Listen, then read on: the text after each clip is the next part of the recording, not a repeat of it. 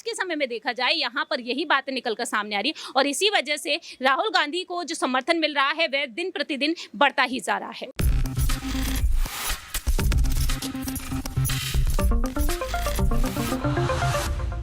नमस्कार, next 9 news देख रहे हैं आप और मैं हूं आपके साथ प्रज्ञा सिंह।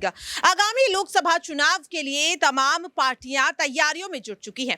जहां एक और सत्ताधारी पार्टी यानी कि भारतीय जनता पार्टी चुनावी हुंकार भरती हुई दिखाई दे रही है, तो अब केंद्र सरकार द्वारा किए गए ऐलानों को लेकर, उनके मैनिफेस्टो को लेकर विपक्ष लगातार हमलावर होता हुआ दिखाई दे रहा है। जहां एक और दिल्ली में अध्यादेश को पारित करने को लेकर मुख्यमंत्री अरविंद केजरीवाल केंद्र सरकार पर हमलावर होते हुए दिखाई दे रहे हैं, तो अब यहां पर आपको बता दें कि यूसीसी यानी कि यूनिफॉर्म सिविल कोड के मुद्दे को लेकर के अब पीएम मोदी पर लगातार विपक्ष हमलावर होता हुआ नजर आ रहा है। दरअसल आपको बता दें कि यूनिफॉर्म सिविल कोड अगर लागू हो जाता है तो इसके तहत समान नागरिक अधिकार कर दिया जाएगा, यानी कि जितने भी पर्सनल लॉज होते हैं उन्हें अब एक समान कर दिया जाएगा। चाहे आप किसी भी धर्म के हो, आपका कोई भी रिलीजन हो या फिर आप किसी भी समुदाय से आते हो, सबके लिए एक समान लॉ बना दिया जाएगा और जिससे लेकर अब सियासत लगातार बढ़ती हुई दिखाई दे रही है। आपको बता दें कि एआईएमआईएम के प्रमुख असदुद्दीन ओवैसी ने सीधे यूसीसी का विरोध किया, अपनी नाराजगी को वो जाहिर करते हुए दिखाई दिए। तो यहाँ पर अब सीधे अगर बात करें तो महाराष्ट्र में भी यूसीसी को लेकर विपक्ष हमलावर होता हुआ दिखाई दे रहा है। आपको बता दें कि जहां एक और कांग्रेस नेता राहुल गांधी आज मणिपुर के दौरे पर हैं, तो यहां पर मणिपुर के उनके दौरे को लेकर भी कांग्रेस नेता राहुल गांधी पर सवाल उठाए जा रहे हैं।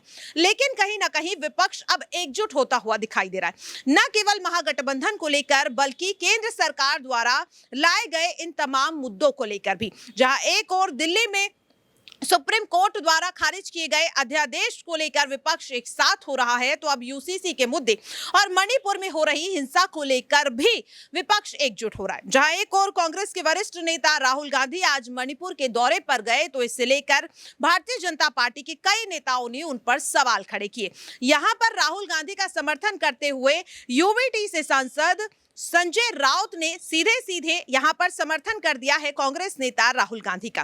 क्या कुछ कहा है उन्होंने, पहले आप वो सुनिए। समान नागरिक कायद्याच्या बाबतीत शिवसेनेच्या जी भूमिका आहे ती स्पष्ट आहे। समान नागरिक कायदा फक्त धार्मिक क्षेत्रात नको, आर्थिक, सामाजिक, राजकीय अनेक ठिकाणी समान नागरिक कायदाच पाहिजे। आज आहे का एक कायदा एकनाथ शिंदेच्या लोकांसाठी वेगळा आहे आणि भिवंडीतल्या नगरसेवकांसाठी पक्षांतर बंदी आहे, तिथे पण समान कायदा पाहिजे। आर्थिक क्षेत्रामध्ये भ्रष्टाचाराचे म्हणाल तर जे भाजपात गेलेले आहेत भ्रष्टाचारी त्यांच्यासाठी वेगळा कायदा आणि जे दुसरीकडे आहेत त्यांच्यासाठी वेगळा कायदा। जर समान कायदा म्हणाल तर प्रत्येक क्षेत्रामध्ये समान कायदा पाहिजे। फक्त हिंदू मुसलमान या मुद्द्यावर समान नागरिक कायदा नाही, प्रत्येक क्षेत्रात आर्थिक, सामाजिक, राजकीय, धार्मिक प्रत्येक ठिकाणी समान कायद्याचं अवलंबन केलं पाहिजे, ही आमची भूमिका है। हिंदी यूसीसी को लेकर के सर यूनिफॉर्म सिविल कोड को लेकर के बार सवाल उठाए जा रहे हैं। देखो क्या आपने कहा, यूसीसी यूनिफॉर्म सिविल कोड। अब चुनाव आए हैं लोकसभा, कुछ राज्यों में विधानसभा, कोई नया मुद्दा नहीं है। 370 हो गया, जम्मू कश्मीर का चुनाव नहीं ले सकते लोग, राम मंदिर बन गया सुप्रीम कोर्ट के आदेश से, वो भी मुद्दा नहीं है। अब कोई नया मुद्दा चुनाव से पहले ढूंढना चाहते हैं या ऐसा मुद्दा ढूंढना चाहते हैं जिसके ऊपर हिंदू मुसलमान का तनाव पैदा हो और चुनाव। यूसीसी के बारे में सभी के साथ मिलजुल कर बैठकर बात होनी चाहिए। और ऐसे है क्या सिर्फ यूसीसी मुसलमानों की या हिंदुओं के लिए नहीं हो सकता।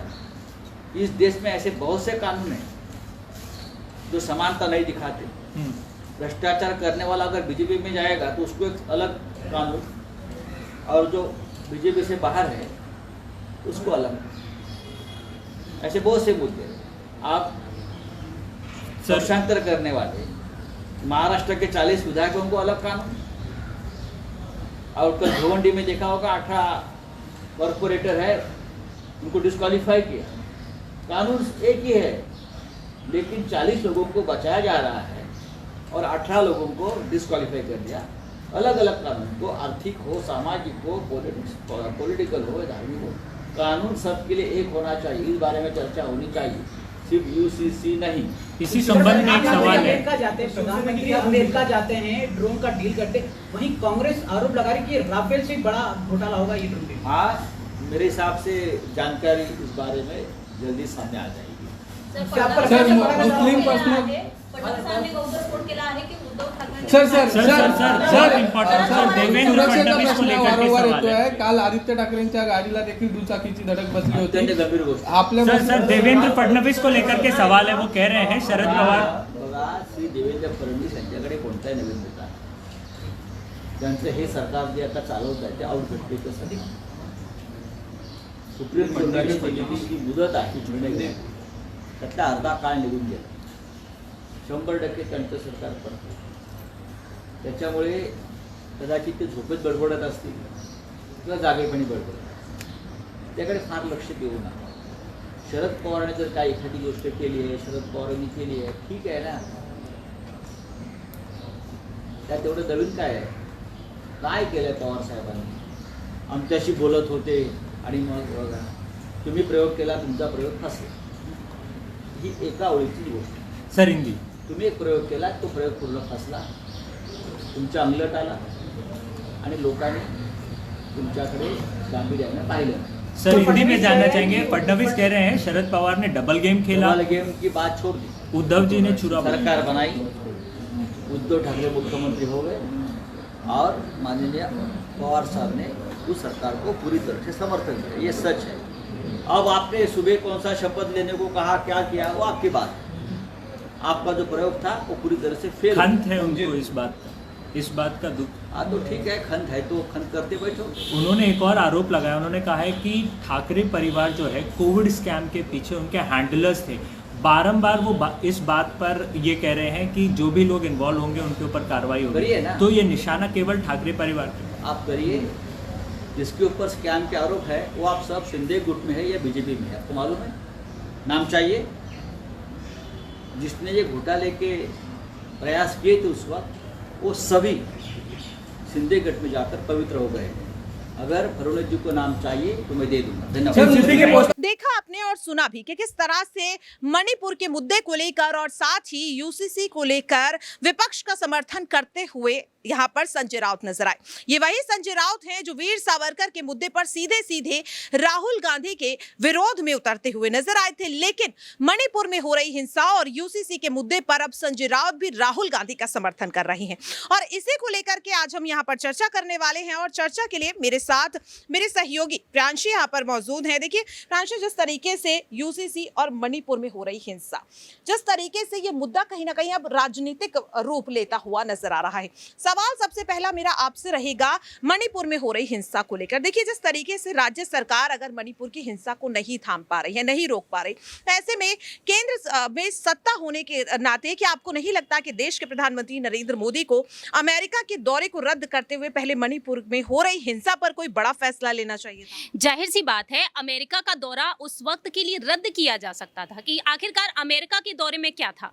यहाँ पर देखा जाए तो विदेश यात्रा प्रधानमंत्री नरेंद्र मोदी जी भारत के विकास के लिए करते हुए नजर आते हैं. लेकिन खुद भारत के अंदर ही हम ये इतना सारा कलह देख रहे हैं, घटनाएं देख रहे हैं, आए दिन हमें घटनाएं होती हुई नजर आ रही हैं. और मणिपुर में देखा जाए तो 120 से अधिक लोग जान गंवा चुके हैं. मणिपुर बीते 50 दिनों से जलता हुआ दिखाई दे रहा है. तो देश के प्रधानमंत्री को सबसे पहले इस गंभीर मुद्दे पर अपनी बात रखनी चाहिए थी. लेकिन अमेरिका से लौटने के बाद वह इस पर अपनी नजरें रख रहे हैं, इस पर अपनी बात कह रहे हैं. लेकिन इस बीच देखा जाए तो सवाल तो ये भी उठते हैं प्रज्ञा कि राहुल गांधी अगर आज मणिपुर का दौरा कर रहे हैं, अगर देश के पीएम पर ये बातें लागू होती हैं तो राहुल गांधी पर भी ये बातें लागू होती हैं. उनसे पहले तो आप भी अमेरिका दौरे पर नजर आए. तो राहुल गांधी अगर मणिपुर के दौरे पर नजर आ रहे हैं तो विपक्ष उन्हें समर्थन दे रहा है अगर वह इतने दिनों बाद जा रहे हैं. लेकिन देश के प्रधानमंत्री अगर इतने दिनों बाद जा रहे हैं तो सवाल यहाँ पर खड़े हो जाते हैं. सवाल इस वजह से खड़े हो रहे हैं क्योंकि राहुल गांधी प्रधानमंत्री नहीं है, बल्कि प्रधानमंत्री तो पीएम मोदी जी हैं. तो ऐसे में देखा जाए राहुल गांधी को लेकर अगर यहाँ पर समर्थन मिल रहा है लेकिन राहुल गांधी को पीएम बनाने की बात तो कही जा रही है, तो इस वजह से देखा जाए तो नेगेटिविटी भी यहाँ पर देखी जाएगी और यहाँ पर देखा जाए तो पॉजिटिविटी भी देखी जाएगी। तो ऐसे में देखा जाए राहुल गांधी को बार बार पीएम पद की दावेदारी के लिए आगे रखना कहीं ना कहीं यहाँ पर विपक्ष की एक बड़ी रणनीति यही है कि राहुल गांधी के अलावा यहाँ पर देश के प्रधानमंत्री को कोई अन्य नेता टक्कर नहीं दे सकता है। लेकिन राहुल गांधी के अलावा प्रियंका गांधी वाड्रा का नाम भी सामने आ रहा है। तो इस वजह से देखा जाए इस मुद्दे को, जो एक सामाजिक मुद्दा है, जो एक गंभीर मुद्दा है, जिसे राजनीतिक मुद्दा बना दिया गया है और इस्तीफे तक की मांग कर दी गई कि मुख्यमंत्री को यहां से अब इस्तीफा दे देना चाहिए। वाकई में देखिए ये बहुत बड़ा सवाल है और यहाँ पर संजय राउत की अगर मैं बात करूं तो न केवल उन्होंने मणिपुर में हो रही हिंसा को लेकर अपनी राय रखी, बल्कि यूसीसी जो कानून जिसे लाने की बात की जा रही है उस पर भी उन्होंने साफ तौर पर कहा कि देखिए कोई भी कानून अगर लाया जाता है, जाहिर सी बात है वो जनता की भलाई के लिए ही लाया जाता है, लेकिन आखिरकार क्या वजह है यूसीसी को लाकर क्या एक बार फिर से भारतीय जनता पार्टी आगामी लोकसभा चुनाव से पहले हिंदू मुस्लिम का जो ये वोट बैंक है कहीं ना कहीं इसका इस्तेमाल करना चाहती है। एक बार फिर से जिस तरीके से हिंदू मुस्लिम का जो ये मुद्दा है इसे भड़काने की कोशिश यहाँ पर करते हुए दिखाई दे रही है, क्योंकि इससे पहले भी हमने देखा कि चाहे राम मंदिर का मुद्दा हो उस पर हिंदू जो वोट बैंक था वो कहीं ना कहीं बीजेपी के समर्थन में आया। लेकिन अगर समान नागरिक अधिकार के चलते सबके लिए एक कानून बना दिया जाएगा तो क्या लगता है क्या इस मुद्दे पर भारतीय जनता पार्टी को हिंदू और मुस्लिम की जो राजनीति की जा रही क्या इसमें उन्हें हिंदुओं से वोट बैंक और समर्थन मिलता हुआ दिखाई देगा? देखिए जाहिर सी बात है, अभी मोदी सरकार क्या है यहाँ पर लोकसभा चुनाव को मद्देनजर रखते हुए ऐलान कर रही है। यूसीसी यहाँ पर आ गया सामने। इसके अलावा देखा जाए तो और भी ऐसे कई मुद्दे हैं। राम मंदिर अब बनने जिस तरीके से तैयार होने जा रहा है, जनवरी के महीने में आम जनता यहाँ पर दर्शन करती हुई देखी जाएगी पुरुषोत्तम राम जी के। तो ऐसे में देखा जाए बीजेपी यहाँ पर हिंदू वोट बैंक को लेकर पहले से ही सतर्क है, क्योंकि उन्हें पता है कि हिंदू वोट बैंक उनके खेमे में ही जाएगा। इस वजह से बार बार यहाँ पर हिंदू पर एक बड़ा दाव वह खेलते हैं और वह सफल भी हो जाते हैं। अब बात यहाँ पर पसमानदा मुस्लिमों पर आ चुकी है, तो मायावती जी को भी ये बात काफी ज्यादा खटकी थी कि पसमानदा मुस्लिमों पर जिस तरीके से बीजेपी ने नजरें बना ली है इन लोकसभा चुनाव को ध्यान में रखते हुए। याद दिला दें कि उत्तर प्रदेश में जब मैनपुरी में उपचुनाव हुए थे उसके बाद से बीजेपी यहाँ पर पसमानदा मुस्लिमों पर अपनी बात रखती हुई नजर आई। तो उस वक्त मायावती ने भी यहाँ पर तंज कस दिया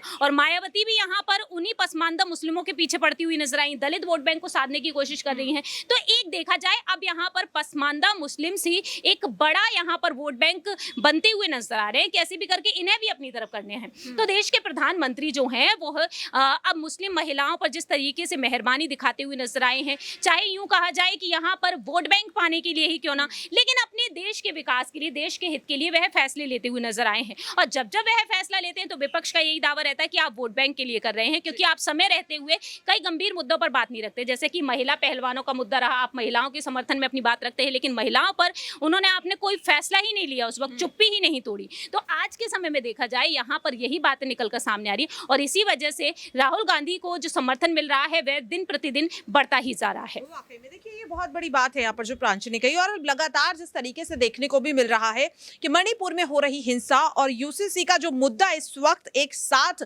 चर्चा में आ चुका है, जाहिर सी बात है कि विपक्ष इस मुद्दे को केंद्र सरकार के लिए, भारतीय जनता पार्टी के लिए इस्तेमाल करने वाला है। लेकिन सवाल यही है कि क्या अगर वाकई में यूसीसी को लागू कर दिया जाता है तो आम जनता के लिए ये एक अच्छा कानून होगा या नहीं? अपनी राय कमेंट बॉक्स में जरूर शेयर करें और बाकी ऐसी खबरों के लिए देखते रहे नेक्स्ट 9 न्यूज।